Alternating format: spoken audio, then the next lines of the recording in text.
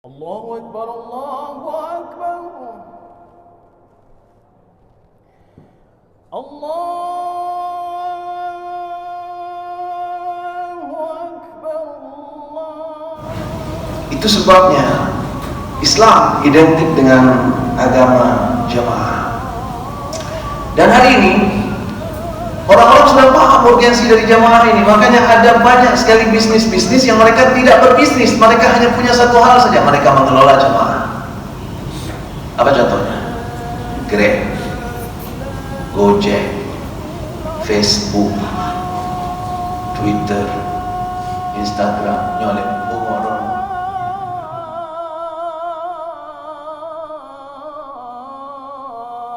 Assalamualaikum warahmatullahi wabarakatuh. Innal hamdalillah nahmaduhu wa nasta'inuhu wa nastaghfiruh wa na'udzu billahi min shururi anfusina wa min sayyiati a'malina. May yahdihillahu fala mudilla lahu wa may yudlil fala hadiya lahu. Allahumma shalli wa sallim ala sayyidina Muhammadin wa ala alihi wa sahbihi wa man tabi'ahu ila yaumil qiyamah.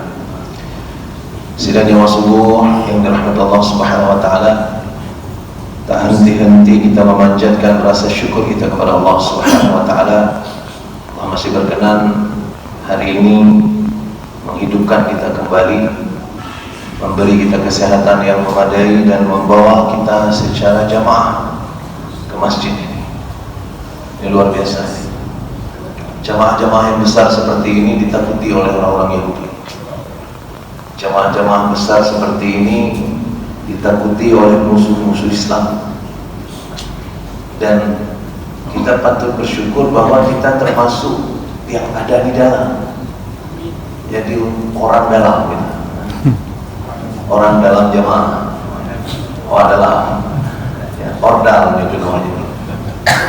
Urus dalam jamaah ya. Orang dalam jamaah. Jadi kita bersyukur kepada Allah bahwa Allah masih menggerakkan hati kita untuk menjaga jamaah ini. Salawat dan salam kita persembahkan kehadiran Nabi besar Muhammad SAW, Nabi yang Allah utus untuk kita untuk mempersatukan umat, untuk membuat jamaah ini menjadi kuat tanpa iming-iming uang, jabatan, materi. Tidak ada iming-iming yang demikian. Ada banyak sekali organisasi-organisasi yang tumbuh dan orientasi mereka materi, uang, kekuasaan dan sebagainya. Tapi Muhammad SAW tidak bicara yang demikian. Muhammad SAW bicara ketauhidan. Maka tidak penting siapa kita, di mana kita berada, yang didakwakan dalam tauhid kepada Allah Subhanahu wa taala. Maka dari situlah muncul bahwa Islam ternyata agama yang sangat mementingkan jamaah. Sangat mementingkan jamaah. Banyak ritual yang menitik beratkan atau bahkan membuat keharusan pada kita, memberi apresiasi khusus kalau kita lakukan secara berjamaah. Sholat seperti yang kita lakukan subuh ini, kalau kita lakukan sendiri cuma satu dapat pahala, tapi begitu kita lakukan berdua saja, hitungan yang berjamaah, maka 27 jadinya. Jadi logika matematika nggak jalan di dalam konsep jamaah ini. Bisa dipikir oleh ahli matematika. Bingung orang matematika untuk menghitung konsep jamaah. Karena dalam pelajaran matematika zaman dulu, itu ibu-ibu guru waktu SD itu mengajarkan anak-anaknya satu apel ditambah satu pisang, nggak bisa. Harus variabelnya sama. Jadi satu apel tambah satu apel sama dengan dua apel. Tapi dalam konsep jamaah beda. Satu penakut tambah satu penakut bukan jadi dua penakut, jadi satu orang pemberani. Maka ketika kita sendirian takut, kita agak pengalut tajak bisa hidrobiom tajak dua nah yo. Jadi ini tidak bisa dipahami oleh matematika. Dan jamaah itu dimulai dari dua orang sudah bisa berjamaah. Itu sebabnya seperti kita sebutkan tadi, satu orang penakut tambah satu orang penakut tidak jadi dua orang penakut, tapi justru menjadi satu orang pemberani. ketika ada 2 orang. Maka sidang jemaah yang dirahmati Allah Subhanahu wa taala, ada banyak lagi ibadah-ibadah yang lain yang dihubungkan dengan konsep jemaah ini. Haji misalnya. Al-hajju ashhurun ma'lumat. Kenapa haji itu dimaklumkan pada masa-masa tertentu saja? Meskipun orang-orang yang ngantri haji sudah puluhan tahun jumlahnya. Di Malaysia yang saya tahu lebih panjang daripada Indonesia. Indonesia sekarang padu Februari. Punya daftar orangnya padu dia. Terus kan?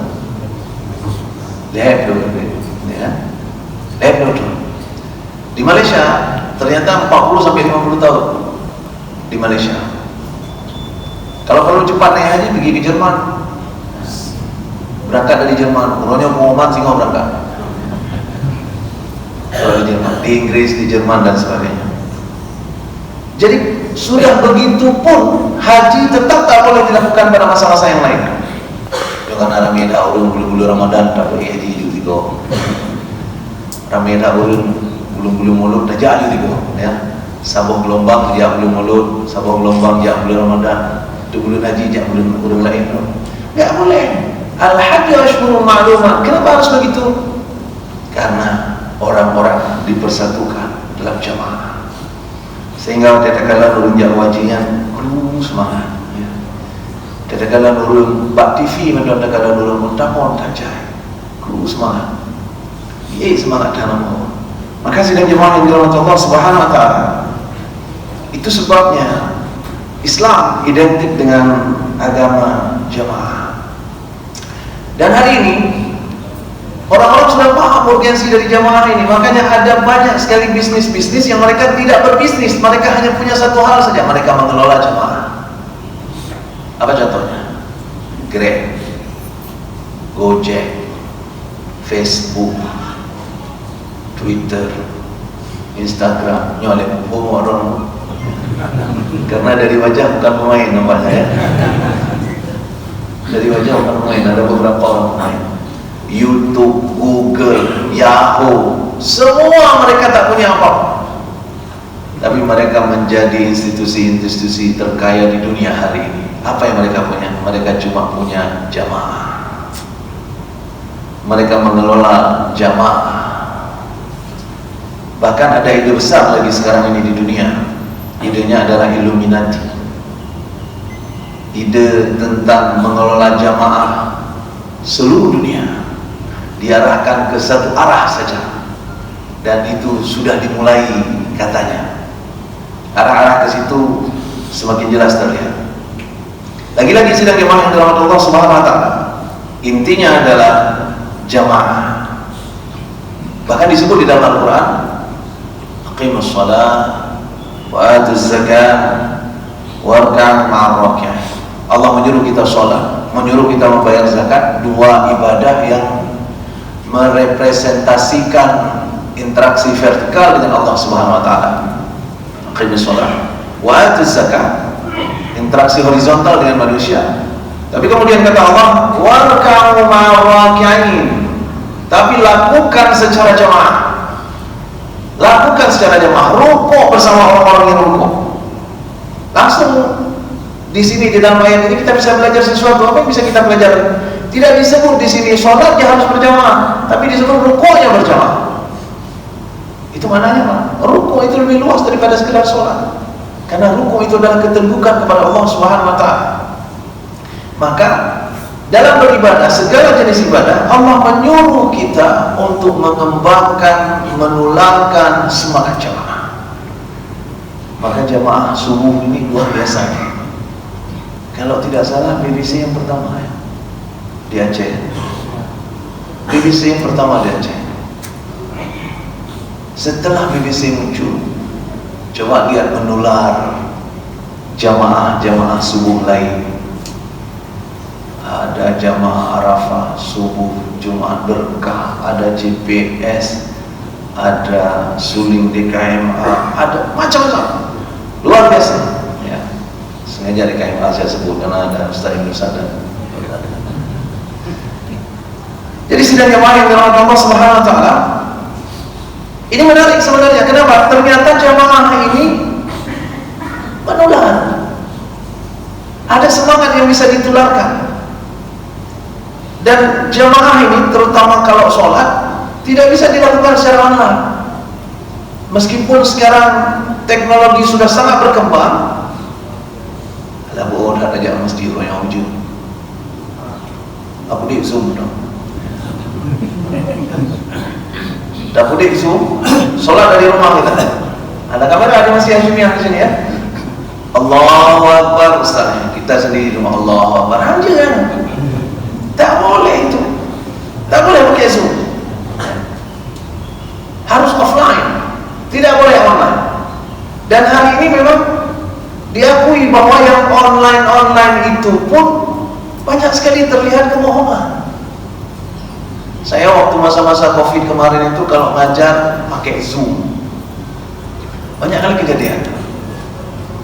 Ada yang dia tertidur, ya, tertidur di situ. Ada yang anak perempuan karena video saya suruh hidupkan, dia cuma mengkamera setengah badan ke atas, pakai jilbab bagus. Laptop ditaruh di lantai. Tapi kemudian dia lupa, dia ingin ambil minum, dia bangun, kai dua padu. Dan itu sempat saja difoto sama kawan-kawannya. Masya Allah, tingginya dijaga ya.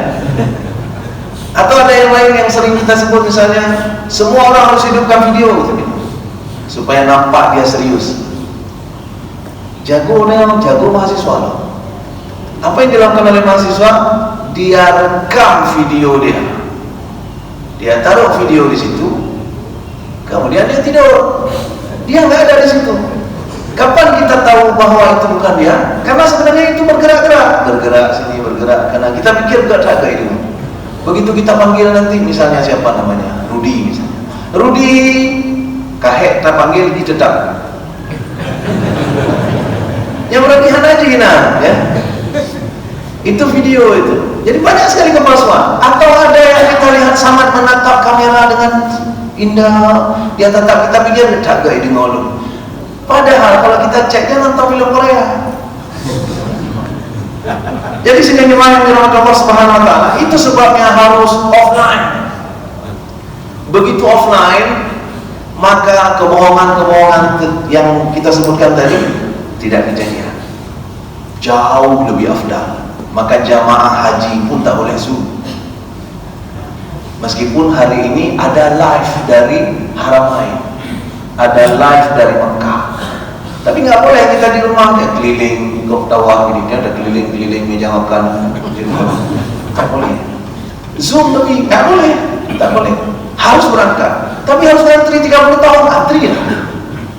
Begitulah sidang jemaah dirahmati Allah Subhanahu wa taala. Ternyata penting sekali untuk bertemu secara fisik. Saking pentingnya Nabi sebutkan pertemuan fisik itu. Apa kata Nabi SAW di dalam salah satu hadisnya? Ma min muslimaini yaltaqiyan. Tidak diperoleh oleh dua orang muslim yang bertemu, fayatasafahan, kemudian berjabat tangan. Ya. Sengaja berjabat tangan disebut di sini. Kenapa? Supaya kita tahu ada kontak fisik. Ya.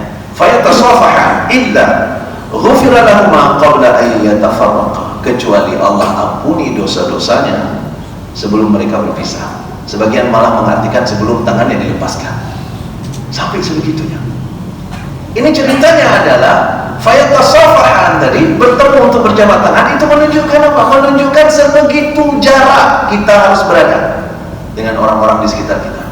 Waktu jamaah pun, waktu kita sholat pun disuruh rapatkan saf serapat-rapatnya. Kenapa? Itulah inti dari jamaah sebenarnya. Kita mendekat dengan saudara kita sedekat-dekatnya. Jadi pertemuan fisik ini disebut oleh Allah melalui Rasulullah SAW yang dari hadis yang kita bacakan tadi. Karena ketika bertemu dengan fisik, beda sekali dengan pertemuan online. Waktu bertemu dengan fisik itu pembicaraan-pembicaraan yang tak berarti pun jadi bernilai. Pembicaraan tidak berarti jadi bernilai. Apa itu? Contohnya, saya baru saja tadi masuk dari luar masuk ke masjid, bertemu dengan beberapa jemaah. Salam, assalamualaikum, waalaikumsalam. Pertanyaan ini kan hanya jelas sama dia, kibar. Oh kibar baru perempuan.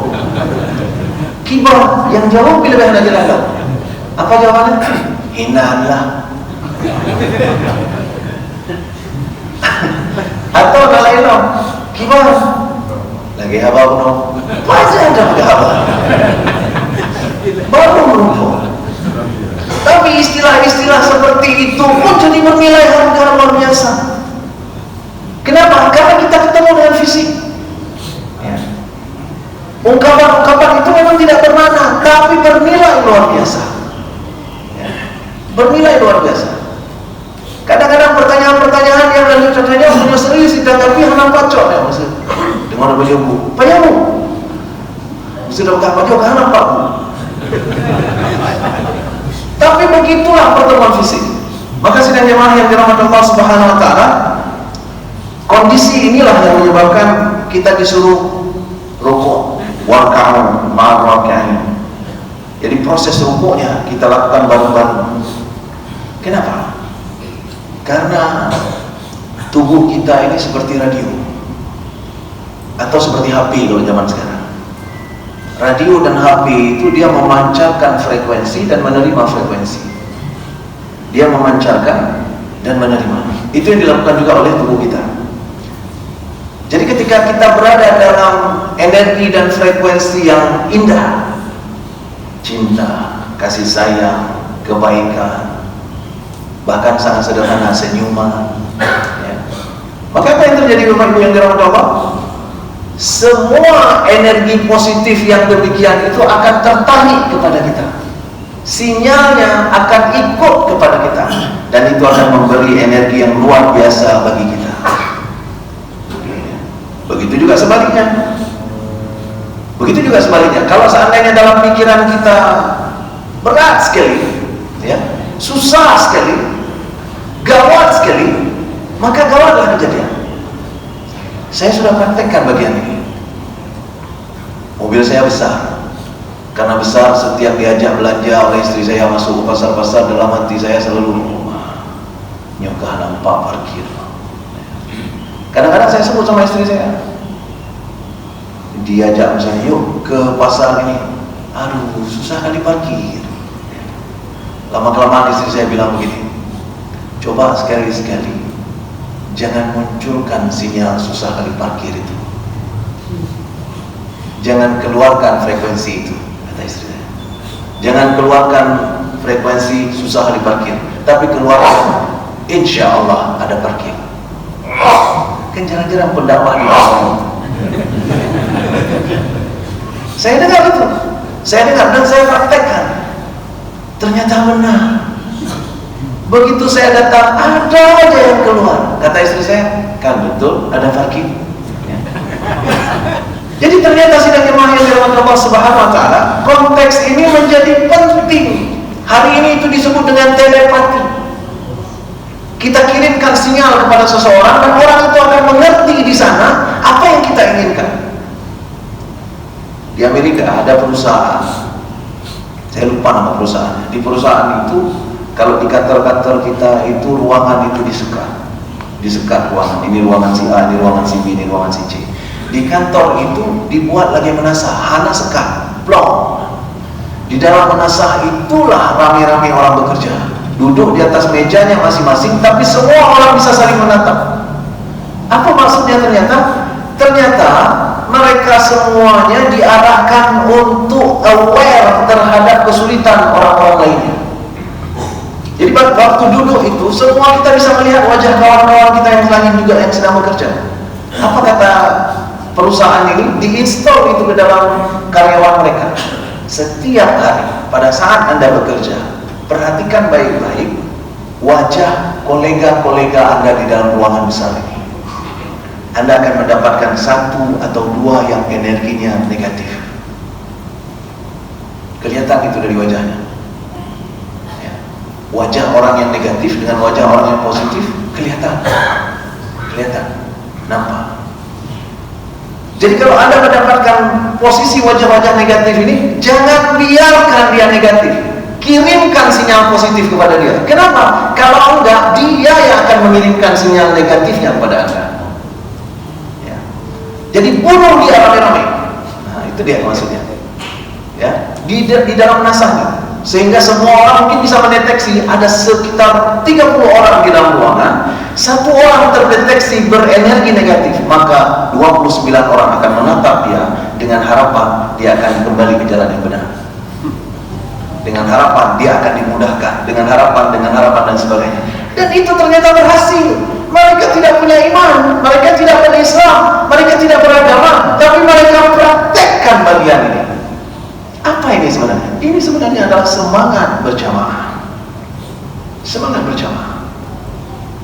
Apa yang kita lakukan saat berjamaah? Kita berdiri dekat-dekat, pada akhir kita sholat, kita kirimkan sinyal itu. Assalamualaikum warahmatullahi wabarakatuh. Kenapa aku? Bukan kamu saja, yang sebelahnya juga, yang sebelahnya juga, yang sebelahnya juga. Selanjutnya, Assalamualaikum warahmatullahi wabarakatuh. Assalamualaikum warahmatullahi wabarakatuh. Paket lengkap. Apa di dalamnya? Salam, ya. Rahmat Allah, berkah Allah atas kalian. Apalagi yang kita butuhkan? Apalagi yang kita butuhkan? Bayangkan kalau kita rajin sholat 5 waktu setiap hari di masjid, 5 waktu kita mendapatkan ungkapan itu dari orang-orang di sekitar kita, dan kita juga mengungkapkannya itu kepada mereka. Itu sebabnya warka'u ma'ar-raki'in.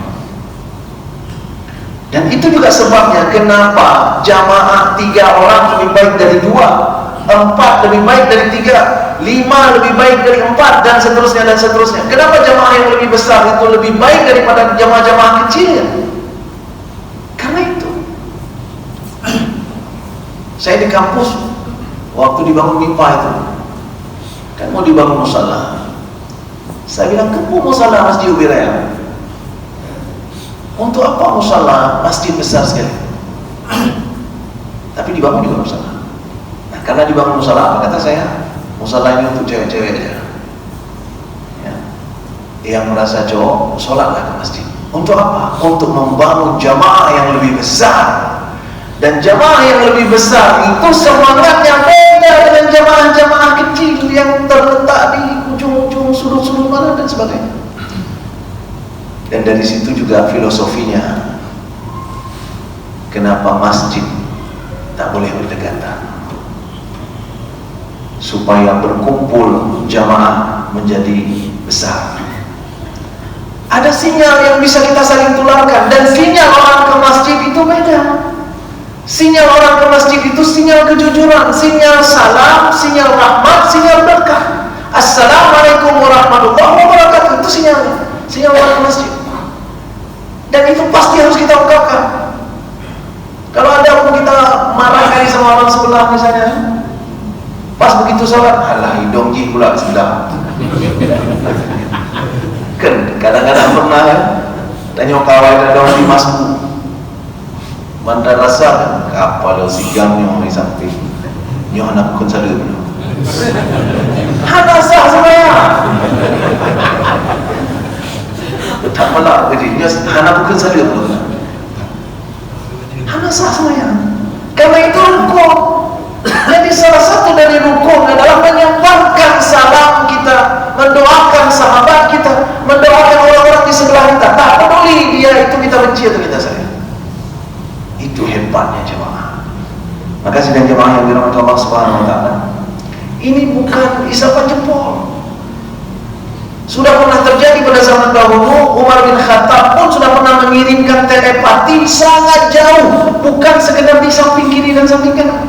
Umar bin Khattab suatu ketika sedang khutbah di Masjid Nabawi. Beliau pada saat itu menjadi khalifah. Umar sedang khutbah di Masjid Nabawi, tepat di atas mimbar di mana Rasulullah SAW sering berkhutbah di Masjid Nabawi. Kita yang sudah pernah umrah, sudah pernah di Masjid Nabawi, tahu di mana posisi itu, mimbarnya Rasulullah. Ketika sedang berkhutbah ya, sedang berkhutbah, tiba-tiba Umar bin Khattab berteriak 3 kali. Apa teriakannya? Ya Sariyatul Jabal, ya Sariyatul Jabal, ya Sariyatul Jabal. 3 kali Umar bin Khattab berteriak, sehingga jamaah udah bingung waktu itu. Ya, hampir ditanya, Ibarat, ya? Sakit, ya. Umar bin Khattab setelah khutbah nanti baru menjelaskan, karena ditanya, salah satu yang bertanya adalah Abdurrahman bin Auf, apa masalah wahai Umar, wahai Amirul Mukminin? Apa kata Umar bin Khattab? Aku melihat pasukan sedang kesulitan melawan kaum kafir. Aku suruh mereka naik ke bukit. Ya Sariyatul Jabal, hai Sariyah, naik ke bukit. Naik ke bukit, naik ke bukit. 3 kali disebut, besar sekali. Apa yang terjadi sedang jemaah dirahmati Allah Subhanahu wa taala? Lama misteri itu kemudian tersimpan sampai pasukan perang Umar bin Khattab pulang dari Syam. Begitu pasukan pulang dari Syam, mereka membawa kabar kemenangan. Apa kata mereka? Hampir saja kami terkalahkan, tapi tiba-tiba ada suara besar yang berteriak 3 kali kami dengar. Apa bunyinya? Ya Sariyatul Jabal. Dikirim sinyal oleh Umar. Luar biasa. Maka sidang jamaah yang dirahmati Allah Subhanahu wa taala, boleh dicoba ini. Boleh dicoba. Boleh dicoba kirim ke seseorang, berharap, berdoa kepada Allah, ya Allah, aku berharap dapat kuapli hari ini di rumah. Tahu kan kuapli itu? Jadi sidang jamaah yang dirahmati Allah Subhanahu wa taala, inilah yang kita sebutkan tadi dengan energi dan frekuensi yang ternyata bisa dipancarkan dan bisa diterima oleh orang lain. Jadi ketika kita berkumpul dalam jamaah, maka kita akan saling mempengaruhi dengan frekuensi yang kita bawa, dan tidak ada orang yang datang ke jamaah kecuali frekuensi yang dibawa adalah frekuensi kebaikan. Itu sebabnya ada istilah-istilah yang tersirat di dalam Al-Quran yang bunyinya sebenarnya jemaah. Apa contohnya?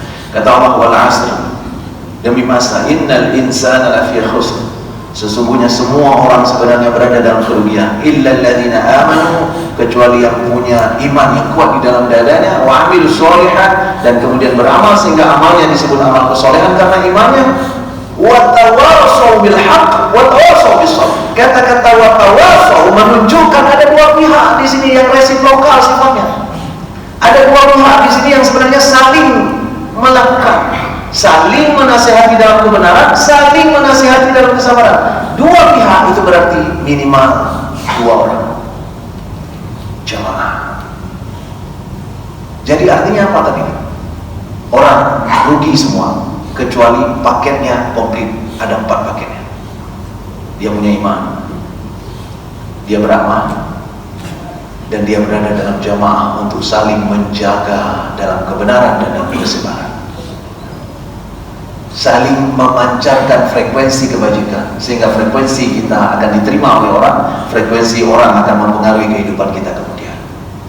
Itu sebabnya niat sekalipun, bukan ungkapan, niat sekalipun, ternyata hasil penelitian menunjukkan niat kita sekalipun itu bisa menarik frekuensi positif sesuai dengan niat. Itu sebabnya di dalam hadis disebutkan innamal a'malu binniyat. Segala amalan tergantung kepada niat. Bahkan ketika niat kita tidak sebutkan, kita tidak lafazkan, ya. Karena saya pernah berceramah, memberi tausiah di nyak-nyak di Lambaru, nyak-nyak yang kublo cabai, kublo sayur di Lambaru. Ada musola di Lambaru, ya. Kami punya program untuk memberi tausiah kepada nyak-nyak di sana. Ada beberapa pasar, Lambaru, Al-Mahira, Ketapang, ya. Ada beberapa pasar. Untuk apa? Karena mereka kami anggap jarang sekali mendapatkan kesempatan untuk mendengar tausiah. Ya. Apa salah satu yang saya sampaikan waktu itu? Yang kami sampaikan waktu itu salah satunya adalah bahwa Ublo capli pihje ke ibadah menyotani, ya. Ublo bayar je ke ibadah menyotani. Nah pertanyaan jamaah, nyoteng ku cina puno ni ublo bayar. Apa yang tadi kena itu kan? Ya. Enggak mesti harus dikeluarkan. niat itu sudah cukup di dalam hati, tapi itu sudah mengirimkan frekuensi, sudah keluar energinya. Dan energi kita dibaca oleh lingkungan, bukan orang saja, dibaca oleh angin, dibaca oleh alam, dibaca oleh lingkungan, sehingga semua mereka nanti akan menyesuaikan diri dengan niat kita. Itu disebut dengan energi. Maka ada orang-orang yang disebut dengan punya aura positif. Apa masalahnya? Dia energinya positif. Ada orang-orang OTG jangan yang susah. Jangan yang nggak apa lah baru ijak susah duduk aja. Itu orangnya negatif. Ada hal yang harus diperbaiki dalam niatnya. Ada hal yang harus diperbaiki dalam hatinya. Maka Allah tidak tertarik kepada pakaian kita, tapi Allah tertarik kepada hati kita dan apa yang kita ungkapkan, apa kita lakukan kemudian. Innallaha la yanzuru ila suwarikum wa la ila amwalikum, kata Allah dalam hadis qudsi, ya. Allah tidak tertarik dengan pakaianmu, tidak tertarik dengan hartamu, walakin yanzuru ila qulubikum wa a'malikum. Tapi Allah tertarik pada niat, energi yang tersimpan di dalam, yang kemudian terpancar dalam amalan. Kenapa? Karena itu bisa menular. Amalan buruk kita menular, amalan baik kita menular. Saya beberapa kali saya perhatikan di lampu merah, menular. Betul ya? Ya menular. Kalau misalnya di lampu merah nggak ada yang berhenti, maka semua nggak ada yang berhenti. Tapi begitu saya berhenti satu orang, minimal yang lain sudah mulai bertanya-tanya, ngawak dong. Sehingga berhenti dia mungkin. Tapi kalau sudah berhenti rame-rame, kemudian satu orang menerobos, kemudian yang lain kau menerobos, kenapa? Menular. Energi yang kita buat itu tak akan sendirian, dia akan terpancarkan dan diterima oleh orang. Itu sebabnya Bapak Ibu yang dirahmati Allah Subhanahu wa taala, ketika kita ingin menghitung amalan dan dosa, maka kita tidak hanya menghitung punya kita, tapi juga punya orang yang kita buat, yang kita sebabkan. Itu sebabnya nanti di hari kiamat itu banyak sekali orang-orang yang menyesal karena dekat dengan seseorang, karena tiap hari dia menerima frekuensinya. Wa yawma ya'addu adh-dhalimu 'ala yadayhi yaqulu ya laitani ittakhadhtu ma'a ar-rasuli sabila. Nanti di depan Allah orang-orang yang zalim itu, mereka gigit-gigit tangannya, grogi dia di depan Allah, gelisah dia di depan Allah. Kenapa? Dia berkata, kenapa aku tidak mengikuti jalan Rasul dulu ya Allah? Kemudian apa kata dia lagi? Ya laitani lam attakhiz fulanan khalila. Celaka aku ya Allah, kenapa aku dekat-dekat sama dia? Kenapa? Frekuensi dia hancur. Ya. Lam attakhiz fulanan khalila. Kalimat berikutnya, laqad adallani 'anil dzikri ba'da idh ja'ani. Dulu aku baik, tapi gara-gara frekuensi dia aku jadi jahat. Dulu aku baik, ya, tapi gara-gara dia aku jadi jahat. Maka sudah jemaah yang dirahmati Allah Subhanahu wa taala, nasihat yang kita ungkapkan, kata-kata yang kita buat, perbuatan yang kita tunjukkan, semua ada frekuensinya. Semua memancarkan sesuatu, dilihat oleh orang-orang sebagainya. Saya pernah kena marah di Jerman sama nenek-nenek. Kenapa? Karena waktu itu jam 4 pagi, tapi musim panas.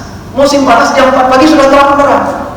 Karena matahari keluar jam 2.30. Jam 2.30 sudah keluar matahari. Jam 4 pagi sudah terang benderang, tapi orang belum ada di jalanan.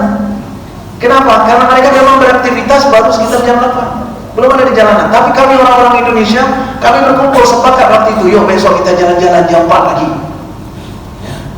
Benteng yang mana sama yang semua kali kamu dong, karena sholat subuh bukan terhubung dengan jam, terhubung dengan matahari keluar, ya. Jadi sidang jemaah yang dirahmati Allah, kami kumpul, kami jalan-jalan lah jam 4 pagi, kosong jalan, kosong, enak kali, kosong, di mana-mana kami duduk-duduk dan sebagainya. Tapi lampu merah kuning, jam 4 pagi lampu merah hidup. Begitu lampu merah hidup, kami mau nyebrang, tapi lampu merah hidup. Apa kata orang ini? Hai belagu Indonesia, ya kan? Jangankan jam 4 pagi, jam 12 siang pun kita terobos kan? Kami terobos Pak. Kami terobos. Satu gerombolan kami terobos jam 4 pagi. Ternyata ada nenek-nenek di belakang kami, bawa cucunya jalan-jalan juga jam 4 pagi orang Jerman. Dia nunggu lampu merah itu sampai hijau. Setelah lampu hijau, dia baru nyebrang dan kami dikejar. Apa kata dia? Tega kalian. Tega kalian. Bertahun-tahun aku mengajari cucuku untuk menghargai peraturan. Kalian rusak dalam beberapa detik saja. Masya Allah, waktu itu saya merasa banggai sebanggai-banggainya, hina sehina-hinanya. Padahal kami rata-rata adalah mahasiswa S3. Nenek itu mungkin cuma tamat SMA. Kenapa sih nanya dalam Allah? Karena kami terobos lampu merah tadi dilihat oleh orang, frekuensinya terpancarkan, dan itu mengakibatkan mereka belajar dan mereka mengambil kesimpulan. Kalau kesimpulan yang mereka lakukan gara-gara melihat kita salah, maka dosa itu atas kita juga kemudian. Sampai ke situ sebenarnya. Itu makna energi dan frekuensi. Maka sidang jemaah yang dirahmati Allah Subhanahu wa taala, penting sekali bagi kita untuk menularkan frekuensi positif ini kepada setiap orang. Tak mampu bicara, tak mampu berbuat, minimal senyuman. Maka kata Nabi sallallahu alaihi wasallam, "Tabassumu fi wajhi akhika laka shadaqah." Ya, senyum saja, berwajah manis di hadapan saudara-saudaramu sedekah. Saya sampaikan ini di kajian ibu-ibu. Ibu-ibu berwajah manis di hadapan saudara, ibu-ibu semua sedekah. Ada ibu-ibu yang tanya, kami yang gak manis kayak mana? Nah saja ibu-ibu. Hana yang gak manis, begitu senyum, mandung manis. Karena yang diceritakan di sini bukan wajah ganteng atau cantiknya, tapi energi yang terpancarkan ketika kita senyum adalah energi positif yang kemudian mempengaruhi orang lain. Itu yang sebenarnya terjadi di dalam kelompok jamaah yang rukun tadi. Maka sidang jamaah yang dirahmati Allah Subhanahu wa taala, orang-orang akan berusaha sekuat-kuatnya untuk dipengaruhi dan untuk mempengaruhi kebaikan. Dan setiap itu sudah terjadi, apa yang akan kita dapatkan? Allah janji kepada kita, walladzina jahadu fina lanahdiyannahum subulana. Kalau kita sudah memulai dengan kebaikan, entah itu terpengaruhi oleh orang, terpengaruhi oleh kejadian, maka apa kata Allah? Maka siap-siaplah, pengaruh-pengaruh baik berikutnya akan ikut kemudian, ya, akan ikut kemudian. Jadi pantang kita membuka hati untuk kebaikan, maka kebaikan yang berikutnya akan datang, kebaikan berikutnya akan datang. Dan itu juga sebabnya kenapa kita harus berada dalam jamaah. Kenapa? Karena di dalam jamaah kita saling menjaga. Rasulullah SAW pernah mengingatkan bahwa setan itu seperti serigala, kata Rasul. Setan itu seperti serigala. Serigala itu kalau ingin menangkap kambing, maka dia nggak nangkap serabutan. Dia akan menghabiskan lebih banyak waktu untuk mempelajari kambing yang mana yang sering tertinggal, kambing yang mana paling sering terpisah dari jamaah. Nanti kalau dia sudah tahu kambing ini yang paling sering terpisah dari jamaah, baru dia kejar. Dan ketika dia mengejar kambing itu, ada kambing lain lewat di depan dan lebih dekat dengan dia, tetap tidak terganggu fokusnya. Yang dia lock tadi, targetnya tetap yang kambing yang tadi. Harimau juga demikian, singa juga demikian. Maka kalau sering nonton siaran-siaran yang kayak Discovery Channel, BBC, apalagi yang kayak gitulah ya, saya suka itu materi-materi yang seperti itu saya nonton. Kalau sering nonton kayak gitu, maka apa yang kita akan lihat? Bahwa harimau ketika ingin menangkap mangsa, serigala ketika ingin menangkap mangsa, mereka itu akan menghabiskan banyak sekali waktu untuk mengintai. Kita pikir mengintai, bukan. Mereka sedang mempelajari keadaan. Mereka sedang menghitung-hitung siapa di antara ini yang paling sering keluar. Kata Nabi, setan begitu. Setan itu kayak serigala, dia pantau kita siapa yang jarang jamaah. Dipantau sama dia, siapa yang jarang jamaah. Yang jarang jamaah itu korban, itu calon potensial untuk setan yang jarang jamaah. Sengaja saya sebut yang jarang jamaah. Kenapa enggak Ustaz sebut yang tidak jamaah? Karena yang tidak jamaah apa yang udah hari? Setan naik jari ya. Apa kata setan? Buang-buang waktu aja ya. Nyangka berengan, nyangka selesai terdekat. Karena dia sudah selesai. Yang jarang kita sebutkan. Dan memang setan sering bekerja pada orang yang berada di antara jahat dan antara baik. Bukan orang jahat nggak diapa-apain lagi Mas Setan. Ada teman saya dulu S3 di Jepang. Jadi ada 3 cewek di Jepang nonton bola. Cewek nonton bola. 2 orang tak pakai jilbab, 1 orang pakai jilbab yang nonton bola ini. 3 orang yang Islam. 2 orang tak pakai jilbab, 1 orang pakai jilbab nonton bola. Nonton bola maghrib lewat. Ya, maghrib lewat dan sebagainya sehingga mereka pulang. Mereka jamaah sholatnya ke Isya. Wallahu a'lam bibalukum, sholat jamaah karena nonton bola kan. Jadi pulang, tapi begitu sampai ke rumah yang berjilbab kemasukan ya, sehingga dipanggillah teman saya ini untuk meruqyah teman yang kemasukan ini. Singkat cerita diruqyah, jinnya keluar.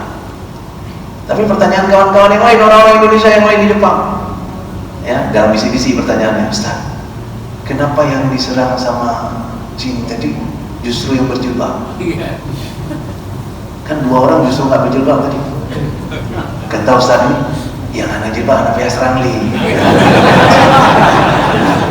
Ya, yang nggak ada jilbab nggak perlu diserang lagi. Yang perlu diserang adalah yang berjilbab ini. Nah, sini jemaah yang dirahmati Allah, supaya kita tidak diserang oleh setan, maka beradalah selalu dalam jamaah. Kenapa? Karena di dalam jamaah ini kita saling menjaga dan jangan jauh-jauh dari jamaah. Supaya setan ketakutan. Mungkin dia nggak takut sama kita, tapi takut sama orang sebelah. Sehingga dekat-dekatlah dengan mereka. Ya. Itu sebabnya juga salah satu filosofi kenapa disuruh untuk rame-rame ke saf pertama. Supaya apa? Supaya dekat dengan imam. Supaya dekat dengan imam. Jangan jauh-jauh dari imam. Kalaupun setan nggak takut sama kita, minimal setan takut sama imam. Jadi nggak dekat-dekat sama kita. Itu filosofi jamaah. Maka sudah jamaah yang dirahmati Allah Subhanahu Wa Taala.